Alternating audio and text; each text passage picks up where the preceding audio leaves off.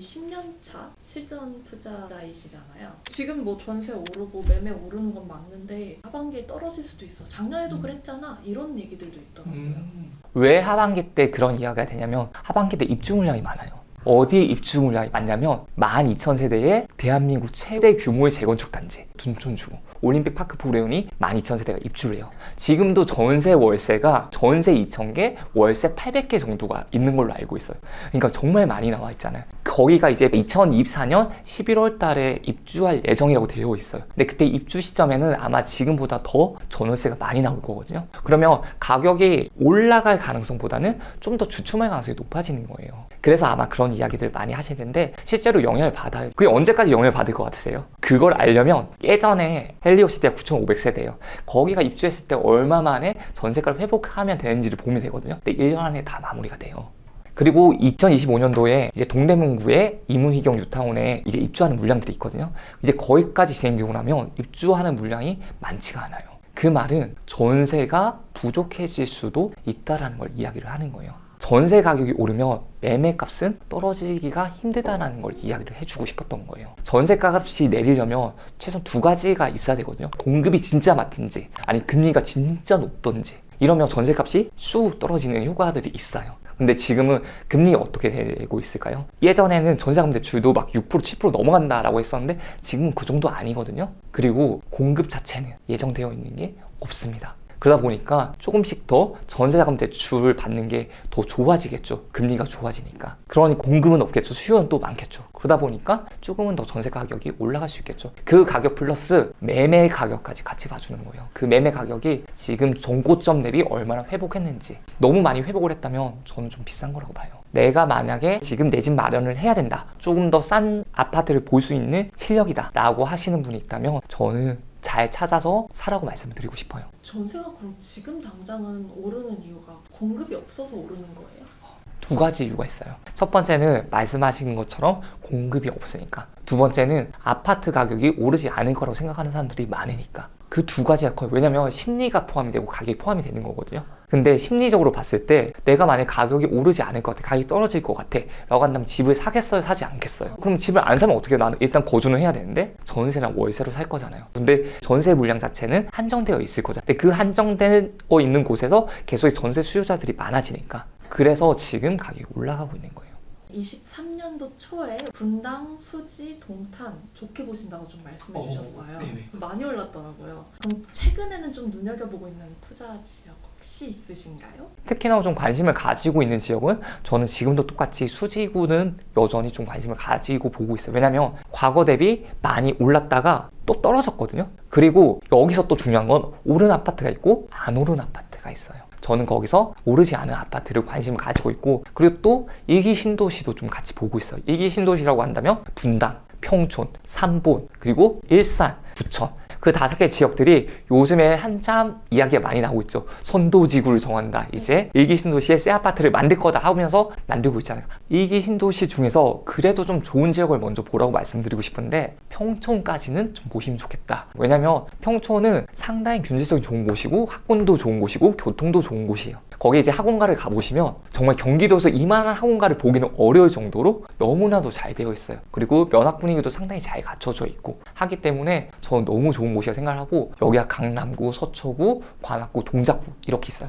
그 아래쪽이 과천시입니다. 4호선이 이렇게 지나가요. 4호선이 이렇게 과천시를 지나가는데 이 아래쪽이 바로 동안구가 여기예요. 여기가 평촌 신도시입니다. 그리고 그 아래쪽에 군포시가 있잖아요. 근데 여기 바로 연결되어 있는 곳이 삼본 신도시예요. 그러면 동안구에 있는 평촌 신도시가 좋을까요? 아니면 군포시에 있는 삼본 신도시가 좋을까요? 평촌이요. 그쵸. 조금이라도 서울에 가까이 있는 게 더 좋겠죠. 그리고 바로 옆이 과천이니까. 여기가 이렇게 4호선이 지나가요. 이렇게 지나가면서 여기 3번까지 지나가고 과천에 지나갑니다. 그리고 여기를 확대를 시켜보게 되면 한림대 성심병원 보이죠? 여기가 대형 병원이 위치해 있습니다. 그리고 조금 전에 말씀드렸던 학원가가 여기에 위치해 있어요. 이렇게 쭉쭉 뻗은 곳이요. 이쪽이 전부 다 학원이거든요. 네. 여기서 보여드릴게요. 여기가 전부 다 학원가예요. 이게 쭉쭉 길게 늘어져 있는 다 학원이에요. 계속 가도 학원이죠. 이 정도의 학원가가 있는 거예요. 이런 학원가가 있으면 인근에 있는 곳에 다 오는 거예요. 그러면 우리 애들 학원 이렇게 보내기 너무 힘들어 하시는 분들 어떻게 해요? 이사를 오겠죠. 수요가 생기는 거예요. 또 학원가만 있냐? 학군도 좋아요.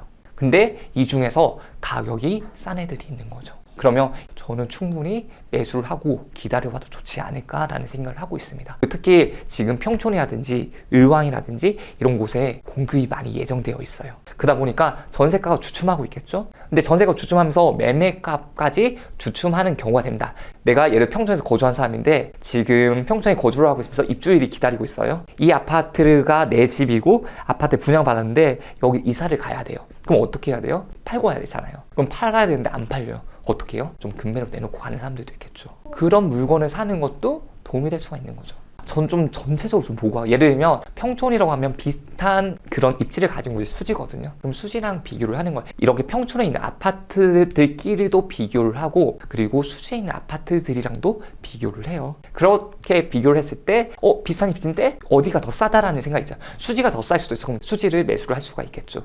근데 평촌이 더 싸다고 생각이 되면 평촌을 매수할 수도 있겠죠. 지역을 많이 알면은 이게 가능해지네요. 맞습니다. 실제로 평촌이라고 하는 지역은 가격이 안 오르는 지역이 아니거든요. 이 평촌의 북쪽을 먼저 보게 되면 30평대 32평이죠. 여기가 6억 8천 정도. 그리고 31평 7억. 이런 식으로 6억 정도. 그리고 여기도 32평에 7억 7천이죠. 그러니까 6억에서 7억 정도의 시세를 형성하고 있는 거예요. 평 남쪽을 봤더니 여기는 가격대가 조금 더 나가는 게 있어요. 11억이 가는 것도 있어요. 10억이 가는 것도 있고. 그리고 여기가 좀 더 하게 되면 6억, 7억대인 아파트들도 있습니다. 1억 5천으로 서울 수도권이 가능한가요? 가능한 곳이 당연히 있죠. 1억에서 1억 5천 정도가 있으면 아마 내가 내 집을 마련하는 거는 크게 두 가지 방법이 있어요. 첫 번째는 청약, 두 번째는 그냥 일반 매매예요. 청약 같은 경우는 새 집을 그래도 저렴한 가격에 내 집으로 마련을 할 수 있는 거고 일반 매매 같은 경우는 우리가 흔히 아는 부동산에 가서 매매 거래를 통해서 기축 아파트를 매수를 하는 걸 말을 하는 거예요. 그럼 청약으로 내가 먼저 넣는 방법부터 알려드리도록 할게요.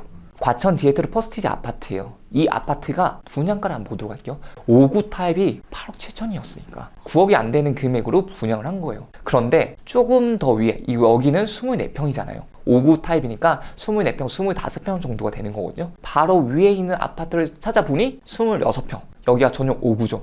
여기를 클릭을 해서 보게 되면 얼마예요? 12억 6천이에요. 3억에서 4억 정도가 차이가 나는 거죠. 근데 여기는 2008년식이에요. 여기는 입주하면 언제예요? 2027년이니까 20년 차이가 나는 거예요. 그런데 가격이 어때요? 더 싸요. 그리고 여기보다 조금 더 신축인 아파트를 보게 되면 여기는 훨씬 더 좋은 입지예요. 그걸 감안을 하고 보자면 여기에 20평대를 보도록 할게요. 26평 하게 되면 전용이 59죠. 여기는 15억에 가깝죠.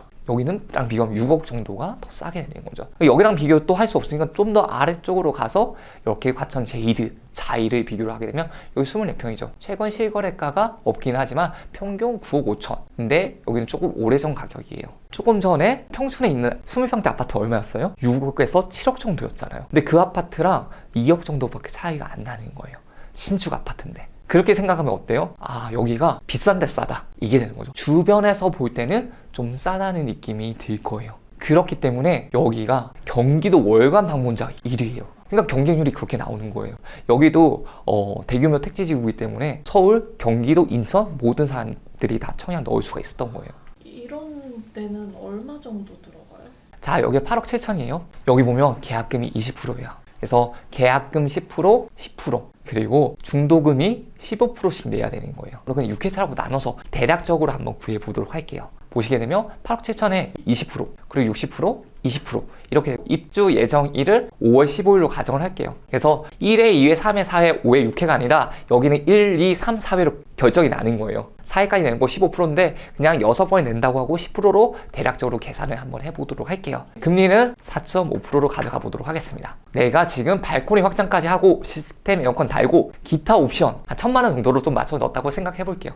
그러면 2,400만 원 정도가 나올 겁니다. 이렇게 했을 때 총 내가 드는 돈은 계약금 1억 7,400, 그리고 중도금 5억 2,200, 그리고 잔금이 1억 7,400, 중도금 이자가 3천만 원 정도가 나와요. 그리고 추가 항목에서 2,400만 원 정도가 나오기 때문에 총 합계는 9억 2천 정도가 됩니다. 계약금을 넣을 때 20%니까 1억 7,400만 원이 필요한 거죠. 그래서 이 돈 정도가 있으면 넣어볼 수가 있죠. 이런 지역이나 가격에 대해서 알고 내 상황에서 가능할지를 알아야 사실 청약으로 돈을 벌 수도 있는 거예요. 그쵸, 맞아요. 내 상황이 너무나도 중요하고요. 그리고 내가 최소한 이걸 넣을 수 있는지 아는 것도 중요하죠. 그리고 만약에 최악의 경우에 내가 어떻게 행동을 할 수 있을지도 중요하죠. 그리고 이 아파트가 싼지 비싼지를 알아는 것도 중요한데, 어떻게 보면 이렇게 당첨이 될 수 있다면 뭐 청약을 넣어서 분양 아파트 당첨을 받는 게 너무나도 좋은 선택이 될 수가 있습니다.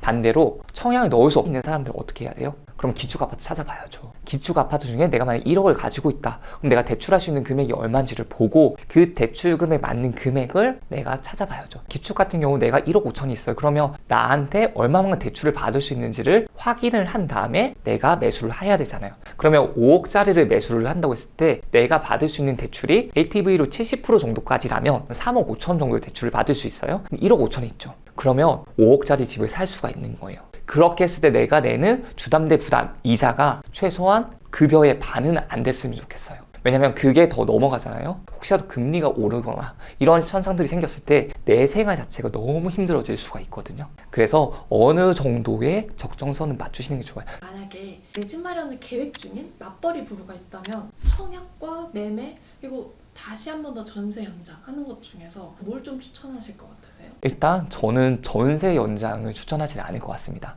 오히려 매매라든지 청약이라든지 이 두 가지 방법을 쓰고 내 집 마련을 먼저 하라고 말씀을 드리고 싶어요. 그 이유는 제가 초반에 말씀드렸다시피 아직까지 좀 싼 지역들이 많아요. 그리고 지금 전세를 연장했어요. 근데 2년 뒤에 전세값이 올라버렸어요. 또는 매매값이 올라버렸어요. 그러면 어떻게 할까요? 너무 힘들어지는 거예요. 내가 전세집을 옮겨가려고 해도 그 전세집이 가격이 많이 오르다 보니까 나는 결국 그 지역에 살지 못하고 또 다른 데로 이사를 가야 되는 경우가 발생할 수도 있거든요.